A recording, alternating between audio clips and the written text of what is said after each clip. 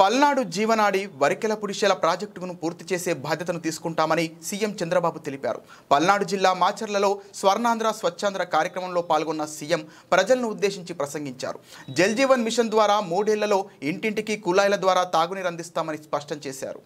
ఇక్కడ 2 కార్యక్రమాలు JJM Jal Jeevan machine దీని ద్వారా మొత్తం మాచర్ల గురజాల ప్రతి ఇంటికి నీళ్లు ఇచ్చే బాధ్యత 3 ఏళ్లలో పూర్తి చేసే బాధ్యత నాదని మరొకసారి హామీ ఇస్తున్నా. 2 మాచర్ల టౌన్ కి నీళ్లు ఇచ్చే బాధ్యత ఏదైతే అమృతలో పూర్తిగా నీళ్లు ఇచ్చి మాచర్లని ఎక్కడ కూడా నీళ్ల సమస్య లేకుండా చేసే బాధ్యత ఈ ప్రభుత్వం తీసుకుంటామని చెప్పి నేను మీకు తెలియజేస్తున్నా. ఇది కాకుండా 3వది పల్నాడు జీవనాడి వరికపుడిశల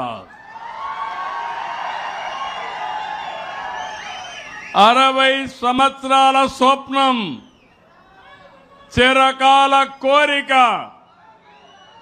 6 డికేడ్స్ కోరిక కాబట్టి దాన్ని సఫలీకృతం చేసే బాధ్యత సాధించే బాధ్యత నాదని మరొకసారి మీ అందరికీ హామీ ఇస్తున్నా.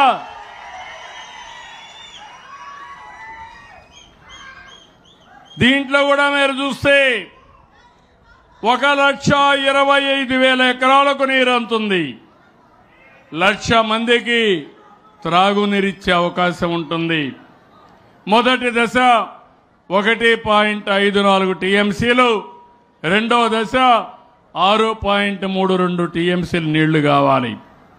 ఈ 2 కూడా చేసే బాధ్యత ఈ ప్రభుత్వం తీసుకుంటాం.